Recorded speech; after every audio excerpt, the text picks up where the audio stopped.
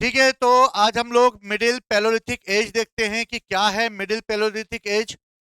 देखो, middle palaeolithic age में जो सबसे इंपॉर्टेंट हुआ ये वो इस समय मध्य पुरा पाषाण काल में मनुष्य जो है वो अब बड़े बड़े हथियारों की जगह छोटे हथियारों का भी प्रयोग करना सीख गया।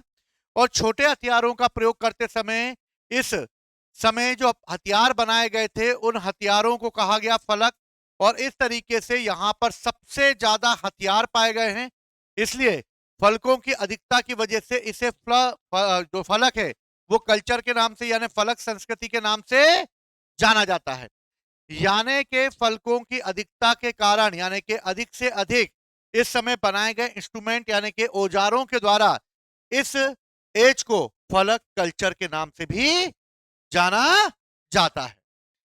अब इस समय क्या हुआ, ये जो फलक बनाए गए थे इन फलकों पर इनको धारदार किया गया था यानी ब्लेड इसको बनाई गई थी और ब्लेड स्केपर कल्चर भी इसको कहा गया। ब्लेड स्केपर कल्चर इसलिए कहा गया क्योंकि इसमें पत्थरों को घिसकर इसके कोनों को पेना कर दिया जाता था और कोनों को पेना करने से ये जानवरों का शिकार करने में मदद मिलती थी। और इस तरीके से जो ब्लेड स्केपर कल्चर है इसे इसके रूप में भी कहा गया। और यहां पर जो पत्थर यूज किए गए वो किए गए क्वार्टर जाइट। कौन से पत्थर यूज किए गए? क्वार्टर जाइट। यानी इस समय क्वार्टर जाइट पत्थरों को घिस घिस कर इन्होंने पेना किया जिसकी वजह से ये आसानी से जानवरों का शिकार कर सके, क्योंकि धातु तो है नहीं इसलिए पत्थरों का प्रयोग करेगा। इस कल में आकर मनुष्य जो है वो नेचर पर डिपेंड हो गया और शिकार जो है वही उसका मेन पेशा बन गया, लेकिन भोजन के रूप में वो मीट और जो भी कंदमूल मिलता था उसी का वो सेवन करने लगा। यानी कंदमूल, अन्य जानवरों को मार के खाना, उनकी अतड़ियां निकाल के खा लेना, ऐसी बहुत सारी चीजें उसने की। और इस तरीके से वो मेन रूप से किस पर डिपेंड था? सिर्फ हंटिंग पे यानी के शिकार पर।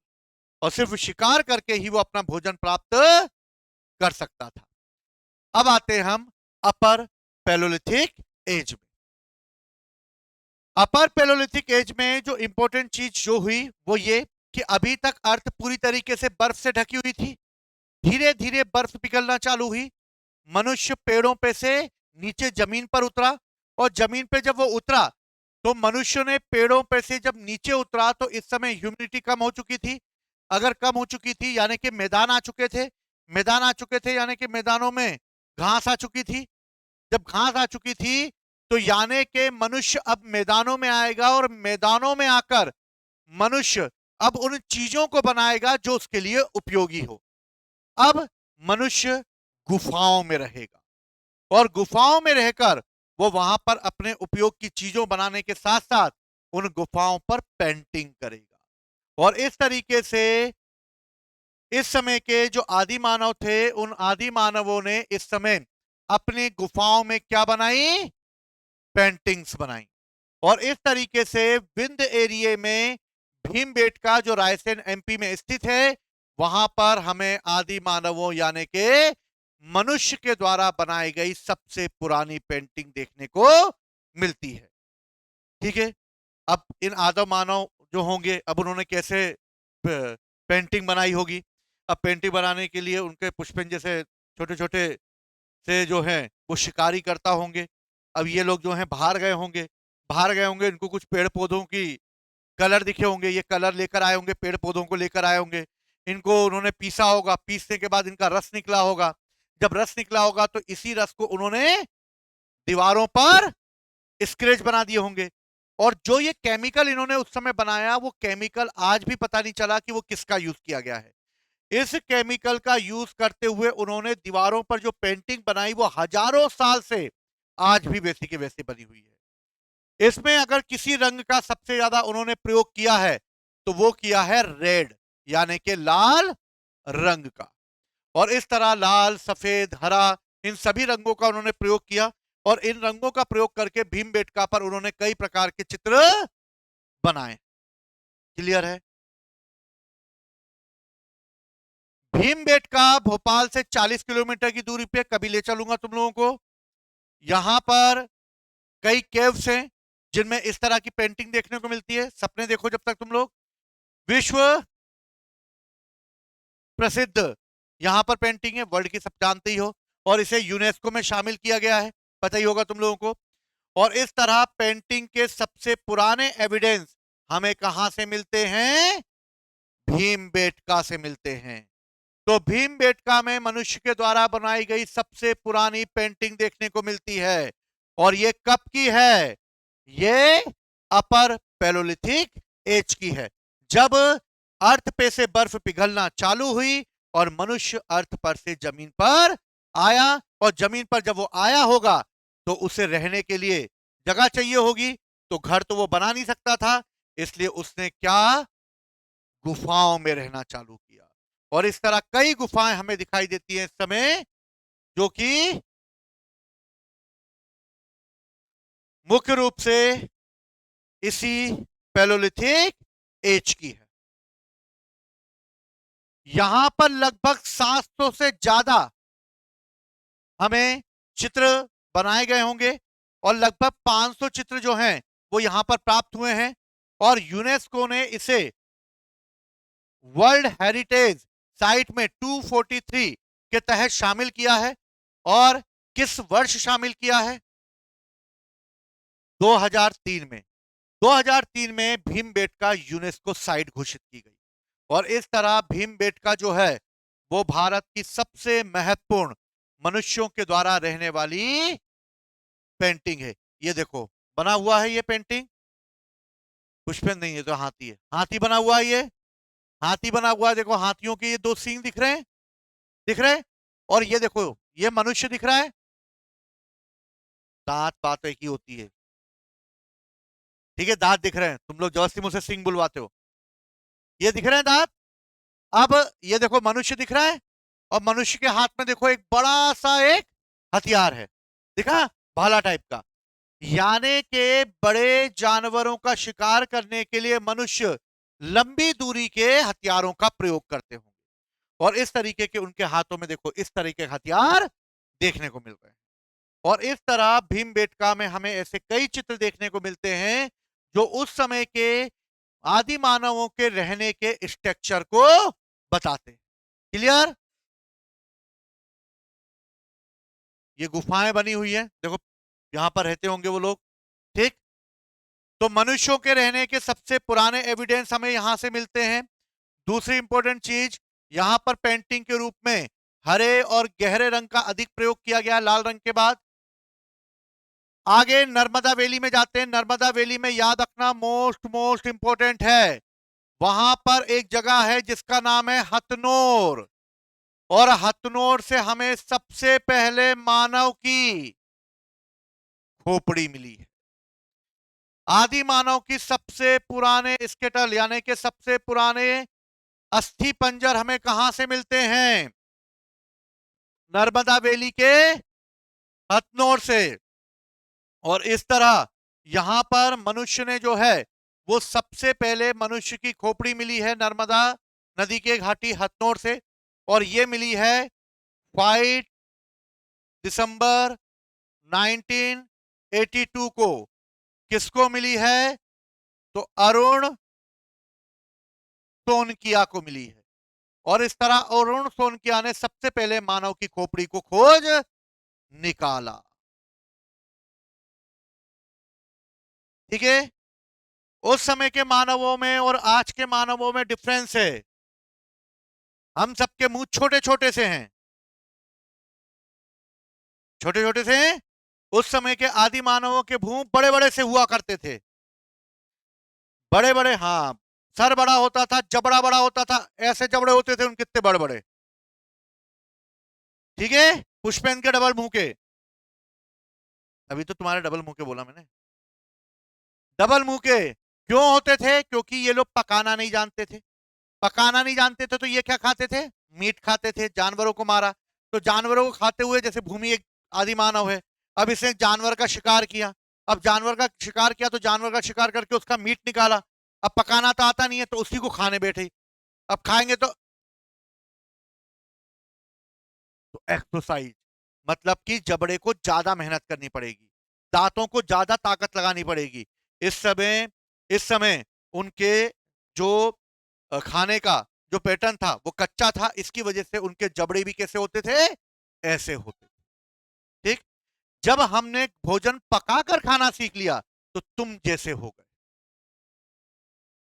मेरा तो क्यूट हूं ना मैं, तुम किसके जैसे हो गए, तुम जैसे हो गए। अब इस समय हुआ ये कि मानव की खोपड़ी अरुण सोनकिया को मिल गई और इसी समय मनुष्य के बारे में ये पता चलने लगा कि मनुष्य कई प्रकार के फूड जो हैं वो यूज करता था, यानी खाने में कई प्रकार की चीजें यूज करता था, लेकिन अभी भी वो सिर्फ ठूसने में विश्वास रखता था, फूडी था अभी वो। ठीक है, क्योंकि अभी भी उसे उगाना नहीं आता था, यानी अभी तक वो सिर्फ जो मिल गया उसको लपेट लिया, जो मिल लिया उसको खा लिया। अभी तक वो उत्पादक नहीं है, उगाना नहीं जानता है, उसको अनाज उगाना नहीं आता, उसे सिर्फ आता है मारो जानवर और खा जाओ। क्लियर है?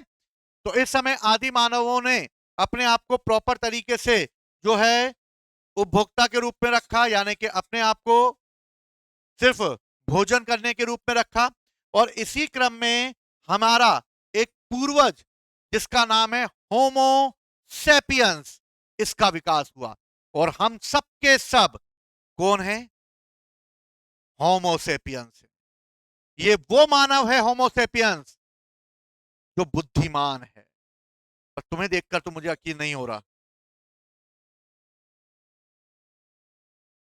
तुम लोगों को देखकर यकीन नहीं हो रहा, लेकिन होमो सेपियंस एक बुद्धिमान मानव हुआ जो सोच सकता था, यानी सोच सकता था मतलब कि वो ये जान सकता था कि क्या करना है और क्या नहीं करना है।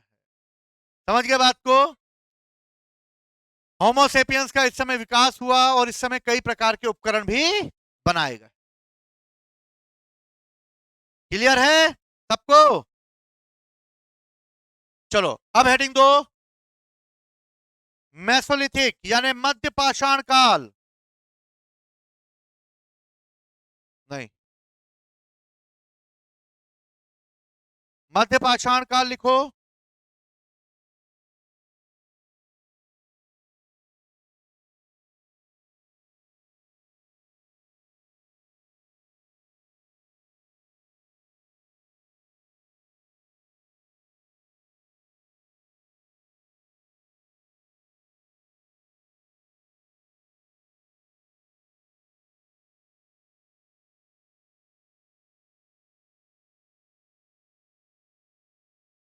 ठीक है, मध्य पाषाण काल को देखते हैं हम लोग क्या है। देखो मेसोलिथिक एज जो है, यानी कि अब हम एक नए फेज की ओर जा रहे हैं, नए फेज की ओर जा रहे हैं, यानी कि कुछ चेंजेस हो रहे होंगे। अब देखें तो हम पैलोलिथिक एज से और नियोलिथिक एज के बीच में पड़ता है मेसोलिथिक एज। क्लियर है? पूरा पाषाण और नव पाषाण के बीच में क्या पड़ेगा, मध्य पाषाण। सिंपल सी बात है। यानी कि इस नियोलिथिक एज में क्या हुआ होगा भैया, तो भैया देख लेते क्या हुआ होगा। अब जो मानव है, अब वो केवल बड़े बड़े जानवरों का नहीं बल्कि छोटे छोटे जानवरों को भी मारने लगा। क्यों? बड़े मारने पर क्या होगा, नमी होने लगी है, बर्फ पिघलने लगी है, गर्मी बढ़ने लगी है। मार दिया एक हाथी को, पहले था ठंड थी, मार दिया हाथी को, महीने भर खा रहे। अब क्या, महीने भर हाथी को नहीं खा सकते थे, मार दिया, 2 दिन बाद सड़ने लगेगा वो। तो अब उन्होंने बोला, भैया पुष्पेंद्र की बीबी ने बोला एक काम करो, बड़ा हाथी मत मारना, बोला छोटा हाथी मारो, छोटा जानवर मारो। तो अब मनुष्य छोटे जानवरों का शिकार करेगा। ठीक है,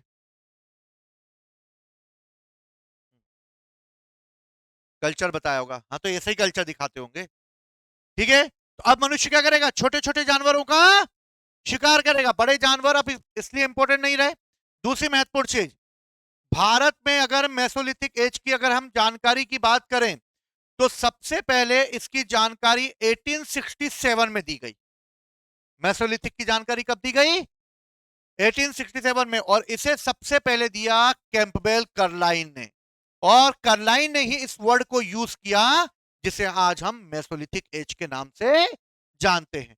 और इस तरह विंध्य एरिया में इन्होंने ऐसे कई चित्र खोज निकाले जो इस बात को बताते हैं कि इस समय मनुष्य गुफाओं में रहा करता था और गुफाओं में रहकर मनुष्य ने कई प्रकार की चीजों को सीखना चालू कर दिया था। इस समय मेसोलिथिक एज में आकर मनुष्य धीरे धीरे बड़े जानवरों का शिकार छोड़कर छोटे जानवरों का शिकार करने लगा। इसके साथ ही उसने गुफाओं में रहते हुए यहां पर कई प्रकार की पेंटिंग बनाना भी चालू कर दी और इसी क्रम में अब मनुष्य को बड़े बड़े हथियारों की जगह पत्थरों के छोटे छोटे औजार बनाने पड़े, जैसे चाकू छुरिया टाइप की, क्योंकि छोटा जानवर मारोगे तो छोटे जानवर के लिए बड़े हथियार की जरूरत नहीं है, तो छोटे हथियार का ही प्रयोग करके किया जा सकता था। और इस तरीके से इस समय मेसोलिथिक एज में मनुष्य ने अपने आप को धीरे धीरे डेवलप करना चालू कर दिया और इस तरह अब वो पत्थरों के छोटे छोटे औजार बनाने लगा।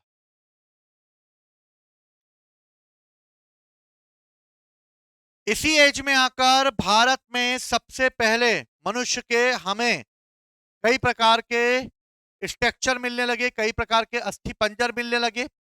गुजरात में एक साइड है जिसका नाम है लंघनाच। याद रखना मेसोलिथिक एज की साइड कौन कौन सी है, तो मेसोलिथिक साइड जो है उसकी साइडों की अगर बात की जाए तो सबसे पहले गुजरात में है लंघनाच। लंघनाच की अगर बात की जाए तो ये एक मेसोलिथिक साइड है जहां पर हमें कितने प्रकार के मनुष्यों के कंकाल मिले हैं, 14 प्रकार के मनुष्यों के कंकाल मिले हैं और इन कंकालों में देखो उनकी प्रयोग की जाने वाली वस्तुओं को गाड़ा गया है। ये आने वाले समय में चालू होगा क्योंकि ये मान के जाया जाता है कि जिस व्यक्ति की मृत्यु हो जाती है उसके साथ उसके वस्तुओं को उसी के साथ दफना देना चाहिए। इसको दफनाने से यह होता है कि जब वो दूसरे लोक में जाएगा तो उसे वो वहां पर मिल जाए, परेशान ना होना पड़े। समझ गए? इसलिए बीवी को साथ में नहीं गाड़ा जाता था। कितने कंकाल मिले हैं? 14 मानव कंकाल मिले हैं। मेसोलिथिक एज की एक और साइड है जिसका नाम है महदहा।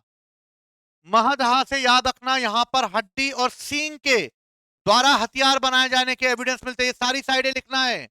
महदहा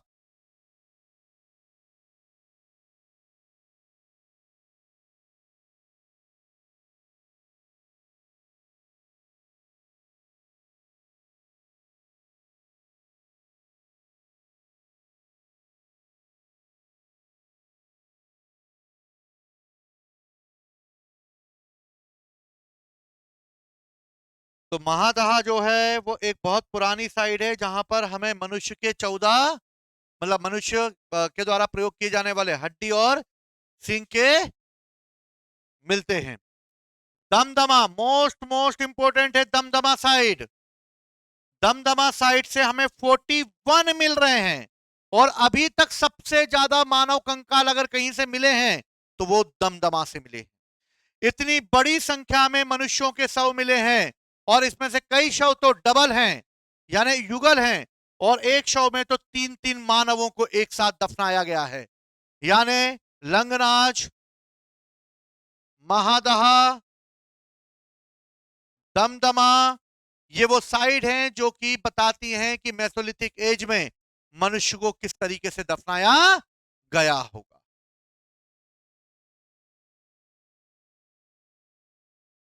तो मेसोलिथिक एज में लंगनाच, दमदमा, दमदमा याद रखना मोस्ट इंपोर्टेंट है, कई बार एग्जाम में पूछा जा सकता है।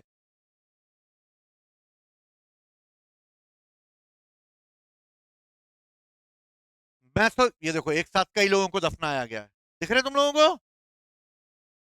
1 2 3 4 चार चार लोगों को एक साथ दफनाने के एविडेंस मिले। 3 है, चौथा छुप गया क्या? अरे 5 है यार। 1 2 3 4 5 हैं।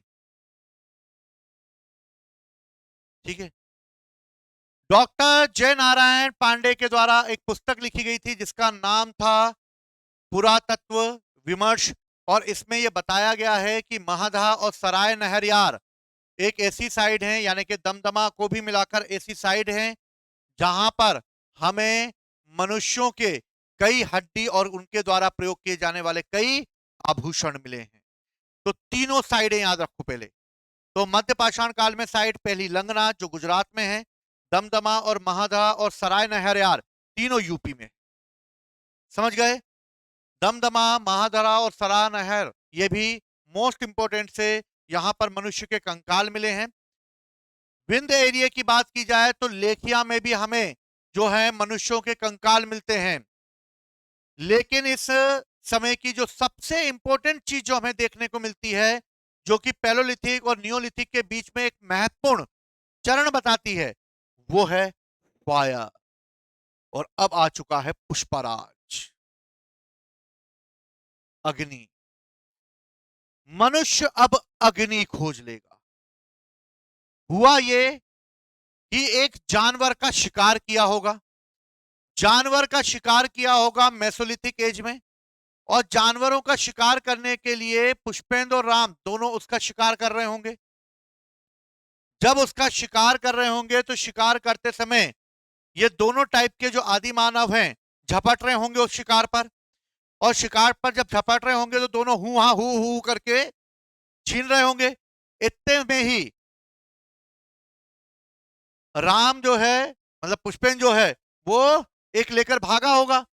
जैसे ही वो लेकर भागा होगा, राम ने पत्थर उठाया और पत्थर मारा होगा। पत्थर मारा होगा तो बगल में भी एक पत्थर होगा, पत्थर से पत्थर टकराया होगा। बगल में सूखी घास पड़ी होगी और पत्थर से पत्थर टकराया होगा और सूखी घास में लग गई होगी आग। और इस तरह मेसोलिथिक एज में मनुष्य ने किसको खोज लिया? तो अगर ये शायद दोनों ना लड़ते तो शायद अग्नि की खोज नहीं हो पाती। और इस तरह मेसोलिथिक एज में आकर किसकी खोज की गई? अग्नि की खोज की गई। और मेसोलिथिक एज में अग्नि most most most most important है। समझ गए बात को? मनुष्य ने अग्नि तो खोजी खोजी, अब मनुष्य क्या था, जानवरों का बहुत शिकार कर चुका था, एंजॉय बहुत हो चुका था उसका। अब उसको लगा यार एक कुछ जानवर है यार, इनको मारने जाओ तो खड़े नहीं रहते, ऐसे खड़े करते रहते हैं बेचारे, जबरदस्ती हम इनको मार देते हैं, ये भगते भी नहीं हमारे डर के मारे। तो क्यों ना इन जानवरों को पाल लिया जाए, इन जानवरों को पाल लिया जाए। और इस तरह मेसोलिथिक एज में जहां पर अग्नि का प्रयोग इन्होंने करना चालू किया, वहीं पर इन्होंने एक और चीज करना चालू कर दी, वो है एनिमल हस्बेंड्री, यानी कि पशुओं को पालना। और इस तरह पशुओं को पालने के एविडेंस हमें एमपी के आदमगढ़ और राजस्थान के बागोर से मिलते हैं। याद रखना, मोस्ट मोस्ट मोस्ट इंपॉर्टेंट है ये, कि मनुष्य के द्वारा पशुओं के पालने के एविडेंस हमें सबसे ज्यादा कहां से मिल रहे हैं? तो मनुष्य के सबसे ज्यादा पशुओं के पालने के एविडेंस हमें मध्य प्रदेश के आदमगढ़ और राजस्थान के बागोर से मिलते हैं। क्लियर है? एक और गुजरात में साइट है, उसका नाम भी लिख लो, लोटेश्वर। और लोटेश्वर से भी मनुष्य के द्वारा पशुओं के पाले जाने के एविडेंस मिल रहे हैं। तो याद रखना, जब तुम नोट्स बनाओगे तो मेसोलिथिक एज के जितनी भी साइड हैं सब एक जगह लिख लेना। लंगनाथ, दमदमा, महादहा, सराय नहरयार, आदमगढ़, बागोर, लोटेश्वर, ये सब लिख लेना। लखेरिया। क्लियर है? ठीक है, लोटेश्वर गुजरात में। और इस तरह सबसे पुराने मानव के अस्थि पंजरों को अगर देखते हुए, तो एक काम करना, याद रहेगा तुम्हें, इन सबके नाम लिखना एक तरफ, जैसे लिखा महादहा, तो महादहा लिखना, तो यहां पे लिखना मानव के सबसे पुराने अस्थि पंजर। ठीक। दमदमा, मनुष्य के सबसे ज्यादा अस्थि पंजर। सराय नहरयार, मानव के यहां पर भी अस्थि पंजर। आदमगढ़, पशुपालन के एविडेंस। बागोर, पशुपालन के एविडेंस। लोटेश्वर, पशुपालन के एविडेंस। अगर ऐसे करोगे तो चीजें बहुत आसान हो जाएंगी। समझ गए बात को? कोई पूछेगा भैया बागोर किस समय का है? बागोर है मध्य पाषाण काल का, मेसोलिथिक एज का। समझे बात को? क्लियर? भीमबेटका अरे यार पैलोलिथिक एज साइड है, पूरा पाषाण काल की है। क्लियर है? यानी उच्च पूरा पाषाण काल। समझ गए? सब लिखोगे और क्या क्या पाया जाता है उसमें ये भी लिख देना, तो इससे क्या होगा, चीजें याद हो जाएंगी। इस तरह बागोर में मनुष्य के सबसे प्राचीन साक्ष्य मिलते हैं। क्लियर है बात? समझ में आ गई सबको? कर पाओगे? चलो। तो याद रखना, मनुष्य ने सबसे पहले पशुओं को कब पाला? तो सबसे पहले मनुष्य ने पशुओं को कब पाला? मेसोलिथिक एज में पाया। बागोर की अगर बात करते हैं तो बागोर राजस्थान में स्थित है और यह मेसोलिथिक की सबसे बड़ी साइट है। क्या है? सबसे बड़ी साइट है। और इस तरह मेसोलिथिक जो है वो सबसे बड़ी साइड में गिरी जाती है इस समय। इसी समय आकर मनुष्य ने तीर कमान बनाना भी विकसित कर लिए, जिससे जानवरों का शिकार वो दूर से कर सके। तो मेसोलिथिक एज में वो क्या ले आया?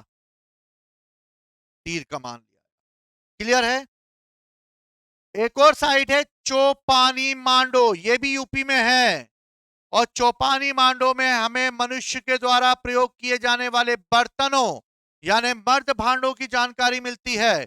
और इस तरह हमें यहां पर एविडेंस मिलते हैं सबसे पुराने, जहां पर मनुष्य ने अपने औजारों के साथ साथ बर्तन बनाना भी प्रारंभ कर दिए। उन पर पॉलिश करना भी चालू करेगा वो। क्लियर है? समझ में आ रही बात? तो मेसोलिथिक एज में बहुत चेंजेस हो रहे हैं। पहला चेंजेस क्या हो रहा है? आग की खोज हो गई है। सेकंड क्या हो रहा है? पशुओं को पालना चालू कर दिया है। फिर आगे क्या हो रहा है? तीर कमान बना लिए। फिर मध्य भांड यानी बर्तनों को बनाना चालू कर दिया है। और स्मॉल औजार बनाए हैं उसने। और मनुष्य को दफनाना चालू कर दिया है। इसलिए दमदमा, महद्रा, महादा, सहारा, नहर यार, यहां पर हमें मनुष्य के सही कंकाल मिलते हैं। क्लियर है? तो ये 6-7 पॉइंट याद रखना मेसोलिथिक एज की, और साइडें याद रखना, इजी हो जाएगा तुम लोगों के लिए। अब क्या हुआ कि मनुष्य एक जगह से दूसरी जगह रहने लगा। मान लो कि यहां पर कुछ मनुष्य रह रहे हैं, यहां पर कुछ मनुष्य रह रहे हैं, यहां कुछ मनुष्य रह रहे हैं, यहां जानवर घूम रहा है। अब इस जानवर का ये शिकार करने जाएंगे, जिसका शिकार पहले होगा वही उस पर हक जमाएगा। और ऐसी कंडीशन में ये लोग आपस में उलझ जाएंगे। जब आपस में उलझ जाएंगे तो एक तीर इधर से चलेगा, एक तीर उधर से चलेगा, और इस तरह आपस में ये किस में जुड़ जाएंगे? वॉर में। और इस तरह सराय नहर यार यूपी की वो साइड है जहां मनुष्य के द्वारा पहली बार एक दूसरे को मारने के एविडेंस मिल रहे हैं। बात आई समझ में? तो एक दूसरे को मारने के एविडेंस में हमें कहां से मिलते हैं? सराय नहर यार से मिलते हैं। Got at my point ladies and gentleman? समझ गए बात को?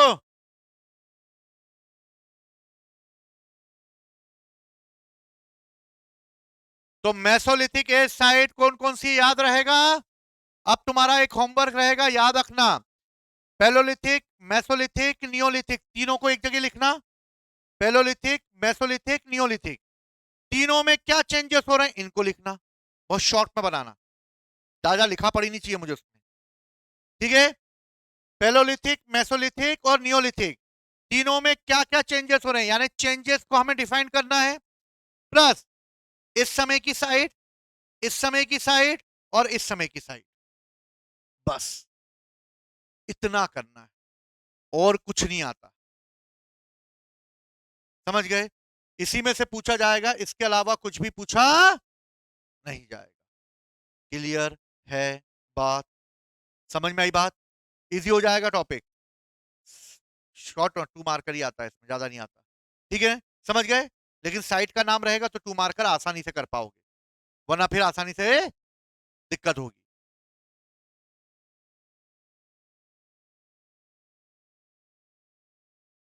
चलो, नियोलिथिक एज। नियोलिथिक एज की अगर हम बात करते हैं तो नियोलिथिक एज में हमें क्या चेंजेस दिखाई दे रहे हैं। सबसे पहले नियोलिथिक एज का टाइम पीरियड है 9000 बीसी। क्या है? 9000 बीसी, यानी कि ये वो दौर है जब मनुष्य अब मनुष्य नहीं रहेगा, बल्कि अब आधुनिक मनुष्य बनने वाला है। यानी कि अब वो सारी चीजें करेगा जो वर्तमान के मनुष्य करते हैं। यानी कि 9000 बीसी नियोलिथिक एज का जो टाइम पीरियड है वो मानव के जीवन में आने वाला एक रिवॉल्यूशन है, एक क्रांति है। क्या है ये क्रांति? अब देखो मनुष्य कैसे अपने आप को डेवलप कर लेगा। भारत में एक जगह है जो वर्तमान में पाकिस्तान में, जिसका नाम है बलूचिस्तान। बलूचिस्तान में एक साइड है मेहरगढ़। ये न्योलिथिक साइड है ना, याद रखना। कैसी साइड है? न्योलिथिक, नवपाषाण कालीन साइड है। मेहरगढ़ एक साइड है। और मेहरगढ़ जो है, इसके बारे में जो सबसे मोस्ट मोस्ट इंपॉर्टेंट चीज जो हमें देखने को मिलती है वो ये मिलती है कि मेहरगढ़ में ही मनुष्य ने सबसे पहले एग्रीकल्चर करना चालू कर दिया, जो मेसोलिथिक से नियोलिथिक में चेंजेस आ रहा है। अब मनुष्य सिर्फ जानवरों का शिकार नहीं करेगा, बल्कि कृषि भी करेगा, एग्रीकल्चर भी करेगा। और इस तरह मनुष्य ने पहली बार एग्रीकल्चर 7000 बीसी में किया था। और इस तरह 7000 बीसी में मनुष्य ने सबसे पहले खेतों में काम करना चालू किया होगा, अनाज उगाना चालू किया होगा। इसलिए मेहरगढ़ एक ऐसी साइड है जहां पर मनुष्य बसे होंगे और मनुष्यों ने सबसे पहले एग्रीकल्चर करना चालू किया होगा। यानी स्टोन एज से लेकर हड़प्पा सिविलाइजेशन तक के एविडेंस हमें मेहरगढ़ से मिलते हैं। ये क्वेश्चन हजारों बार एग्जाम में आया, याद रखना। ऐसी कौन सी साइड है जो कि स्टोन एज से लेकर हड़प्पा सिविलाइजेशन तक चलती है? वो है मेहरगढ़। क्लियर है? अब भाई साहब कुछ ना कुछ तो उगाएगा। तो मनुष्य के द्वारा उगाई जाने वाली पहली फसल याद रखना जो है। मनुष्य ने सबसे पहले कौन सी फसल उगाई? जो उगाई। उसके बाद गेहूं उगाए। उसके अलावा उसने कॉटन यानी कपास की भी खेती की। और इस तरीके से इन तीनों की खेती करके मनुष्य जो है उसने मेहरगढ़ में एग्रीकल्चर करना चालू कर दिया। क्लियर है बात? समझ में आई बात सबको? अब मनुष्य एग्रीकल्चर करेगा तो मनुष्य एग्रीकल्चर करते हुए परमानेंट सेटलमेंट भी ले आएगा अपना लाइफ में, और इस तरह परमानेंट रूप से रहना चालू करेगा। और इस तरह मनुष्य सबसे पहले बलूचिस्तान में, यहीं पर मेहरगढ़ में सबसे पहले रहना प्रारंभ कर देगा, क्योंकि खेती को छोड़ के कहां जाएगा वो। समझ गए? तो मनुष्य ने सबसे पहले रहना भी परमानेंट, क्योंकि उस समय क्या था, जहां जानवर मिले वहां चले गए, खत्म हो गए तो दूसरी जगह चले गए, यानी खाना बदल जिंदगी जी रहे थे। लेकिन इस समय मनुष्य एग्रीकल्चर करना सीख जाएगा, यानी वो एक जगह रहना चालू कर देगा। क्लियर है? समझ में आई बात?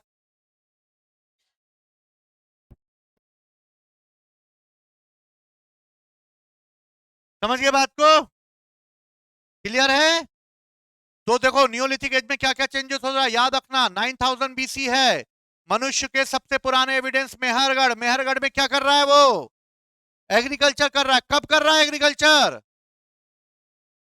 7000 बीसी में कर रहा है। इस समय मेहरगढ़ मोस्ट इंपोर्टेंट साइड है। सबसे पहले कौन सी फसल उगा रहा है? फिर गेहूं कपास इनकी कर रहा है, और इस तरह वहां पर वो रहना प्रारंभ कर देगा। और इस तरह मनुष्य के रहने के एविडेंस हमें मेहरगढ़ से मिलेंगे। नए रिसर्च ये कहते हैं कि मनुष्य ने सबसे पहले खेती मेहरगढ़ में नहीं की है, बल्कि इसके एविडेंस हमें मिल रहे हैं कि मनुष्य के एग्रीकल्चर का जो सबसे पहला एविडेंस मिला है वो यूपी के कबीर नगर में स्थित लहुरा देव है।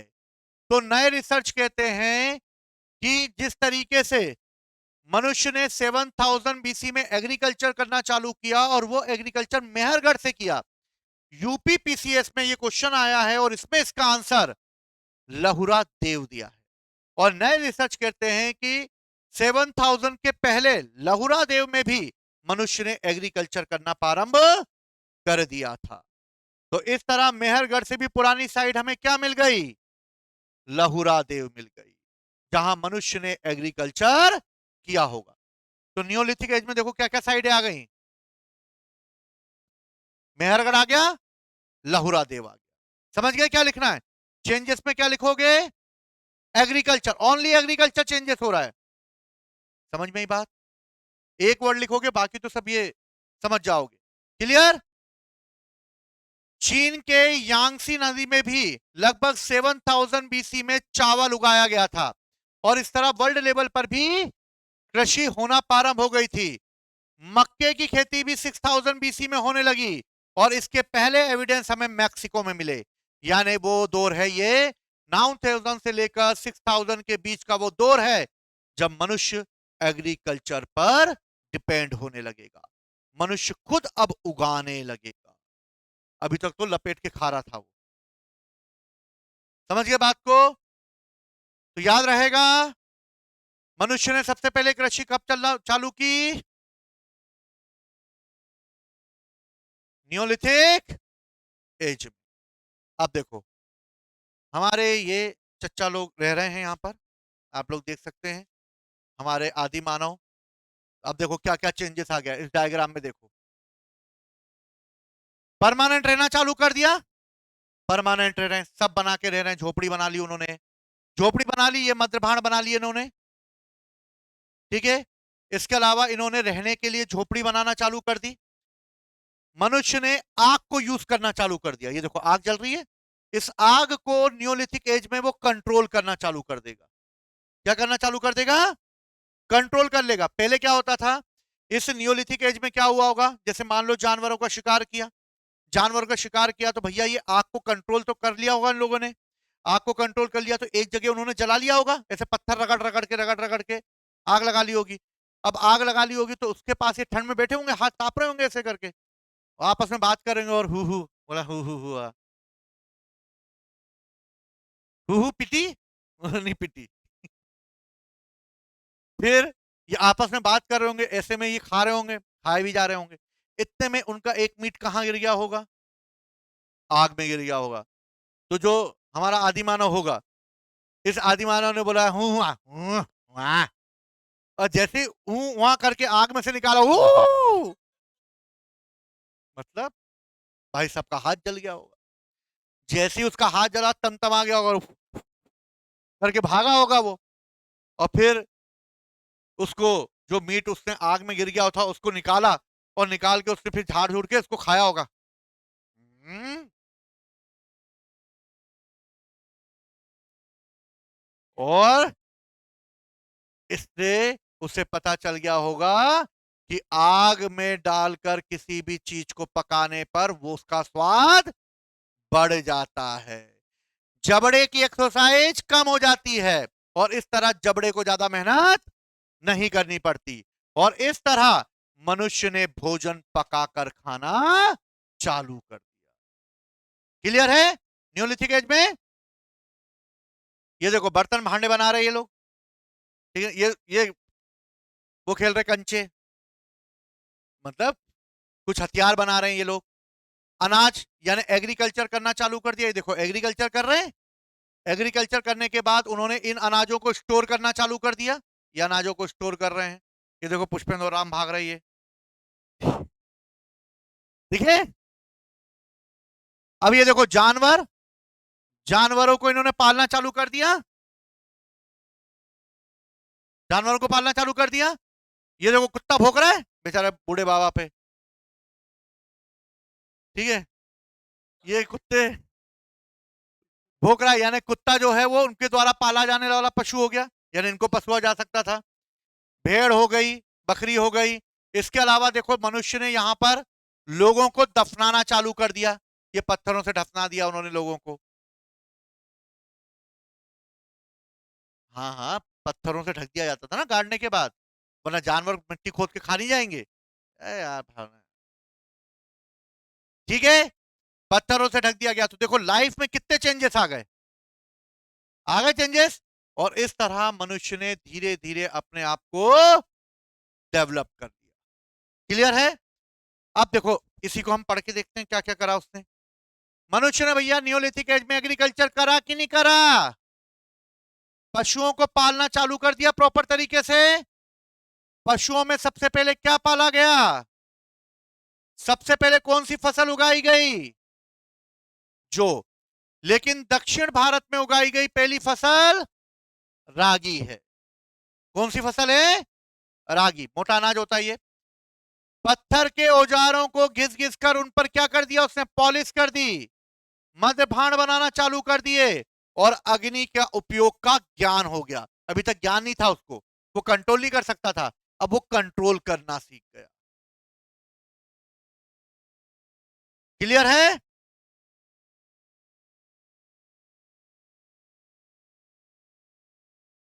नियोलिथिक एज में दो साइडें और हैं, मोस्ट मोस्ट इंपोर्टेंट है, हजारों बार एग्जाम में पूछी गई है। नियोलिथिक साइड में कश्मीर की एक जगह है जिसका नाम है बुर्ज होम, और एक का नाम है गुफ कराल।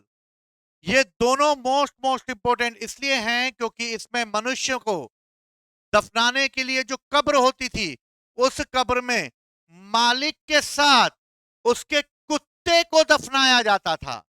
तो कुत्ते को मालिक के साथ दफनाने के एविडेंस हमें कहां से मिलते हैं? तो हमें मालिक के साथ कुत्ते को दफनाने के एविडेंस कश्मीर के बुर्ज होम और गुफ कराल से मिलते हैं। स्टार बना देना इन दोनों साइडों पर, भूल ना जाना साथियों, साथ निभाना।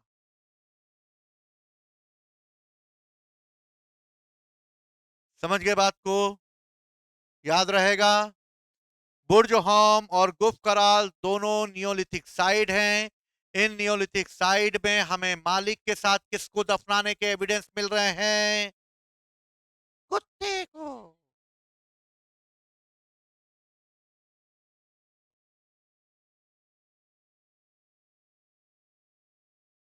किसके मिल रहे हैं?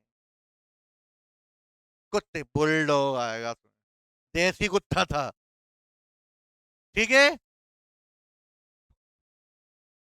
सही है, तुम्हारा टॉमी टॉमी, हमारा टॉमी कुत्ता। ठीक। बुर्ज होम जो है 1935 में इसे डी टेरा और पीटरसन के द्वारा खोजा गया।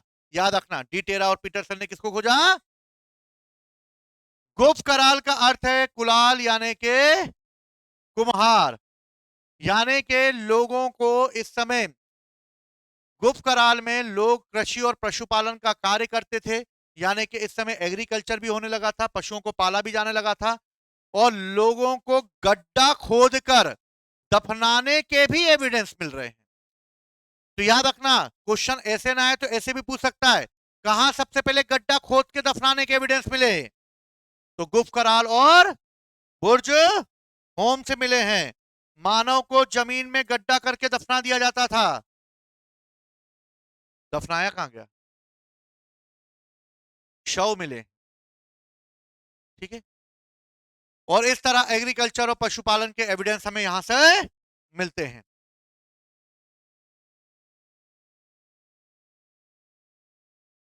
चिरांद। चिरांद बिहार में स्थित एक और साइट है जहां पर हमें महादरा जैसे हिरण के सींगों के निर्मित औजार मिलते हैं। याद रखना, चिरांद कहां पर है? बिहार में। नवपाषाण काल में हमें डस्ट यानी कि राख के टीले मिले हैं।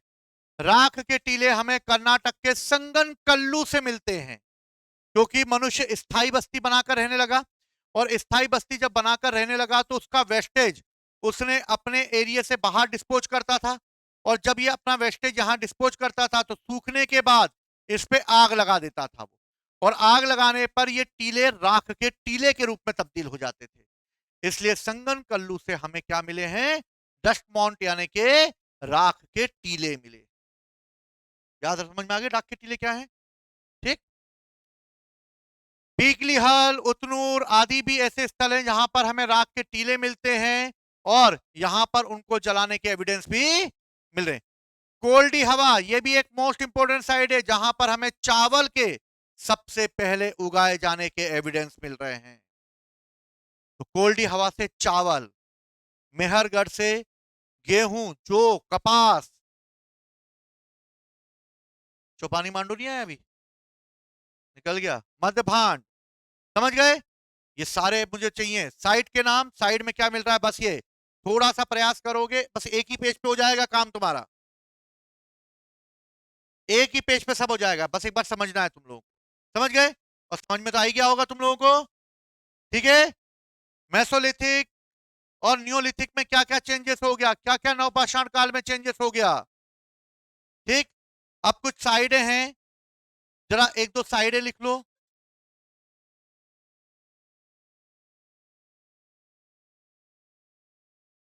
पहली साइड लिखना पेसरा,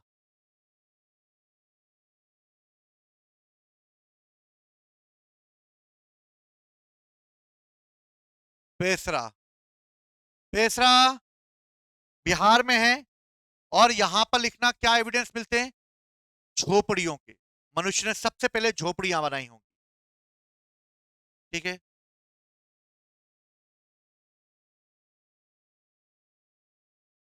झोपड़ियों के मिलेंगे।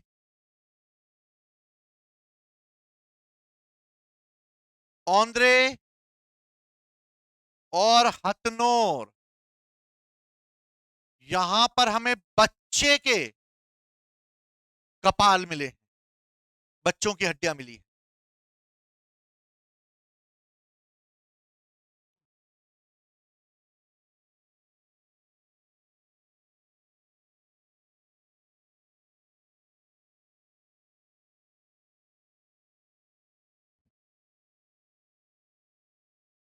बस्तर यानी पत्थरों के उपकरण बनाने का स्थान हमें मिला है इसामपुर कर्नाटक से। और इसामपुर कर्नाटक में पत्थर के औजार बनाने की फैक्ट्रियां लगाई गई थी, है ना?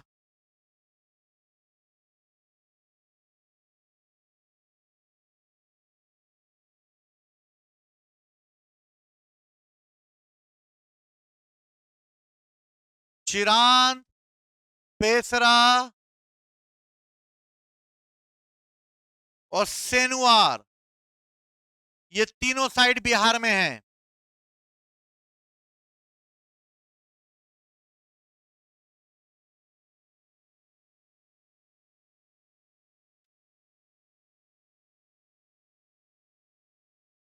लहुरा देव से भी हमें चावल के एविडेंस मिलते हैं।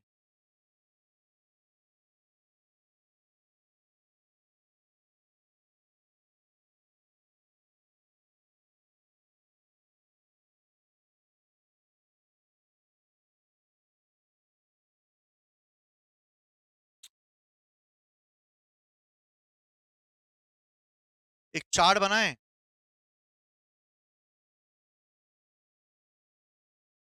एक चार्ट बनाओगे,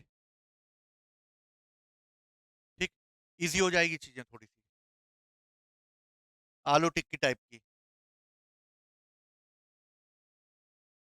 ऊपर लिखना यहां पर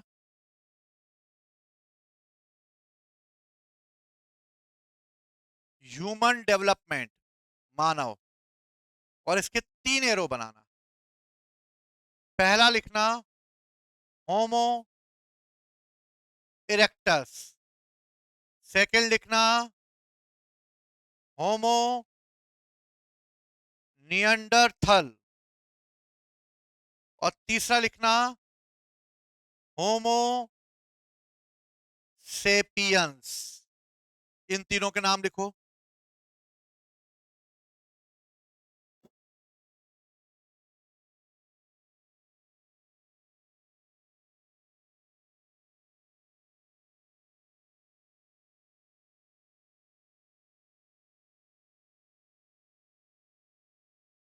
लिखा तीनों के नाम? ऐसे कैसे लिख रहा है? दूसरे की कॉपी में लिख रहे क्या?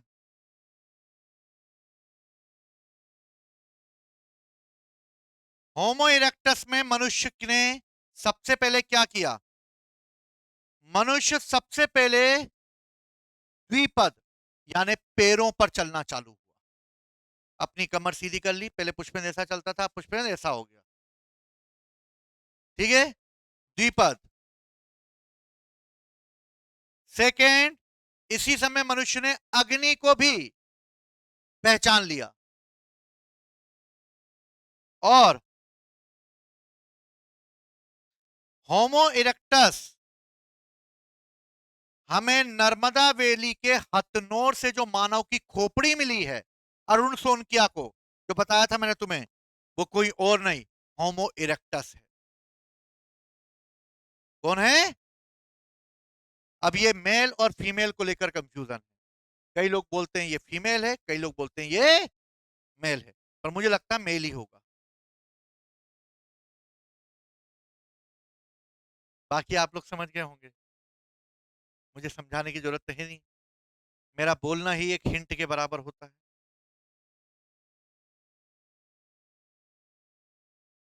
ठीक है, तो ये चेंजेस किस में आ रहे हैं? होमो इरेक्टस में। अब होमो निएंडरथल लिखो। होमो निएंडरथल सबसे पहले अग्नि का वापस प्रयोग करना सीख जाएगा। ये वही होमो निएंडरथल है जो आग में से मांस उठा रहा था, ये वही होमो निएंडरथल। कंट्रोल करना सीख जाएगा वो, ठीक है। सबसे पहले चमड़े का प्रयोग करते हुए ये अपने बॉडी को यानी तन को ढकना चालू करेगा। ये लोग बिना कपड़े के रह रहे थे, ये कपड़ों में रहेंगे, चमड़े के कपड़े पहनेंगे। मनुष्य के मरने के बाद उसका शवाधान करेंगे ये, और निएंडरथल ही हमारा पहला बुद्धिमान मानव होगा। होमो निएंडरथल ही हमारा क्या होगा? पहला बुद्धिमान मानव होगा। और फिर होमोसेपियंस हो गए, इसे क्रोमेगन भी कहते हैं, क्रोमेगन। और इस तरह होमोसेपियंस एक बुद्धिमान मानव होगा जो स्थायी रूप से रहना चालू करेगा। ये सारे होमोसेपियंस हैं। ये दिख रहे पुष्पेंद्र राम? छोटा है, पीछे दौड़ रहा वो है। मैं तो ये हूं ना, बाली उम्र। ये नहीं इसके पीछे बच्चा छुपा है, वो है, देख ही नहीं पाए। क्लियर है? तो बाकी चीज हम लोग आगे करेंगे, ठीक है। तो आज हमने पैलोलिथिक एज पूरा देखा है, ठीक है। मेसोलिथिक एज, नियोलिथिक एज, तो इसको आसानी से तुम लोग करना, तीनों साइडें बनाना और देखना इसको, और फिर एमसीक्यू लगाएंगे हम लोग। क्लियर है? चलो, तो जय हिंद, जय भारत।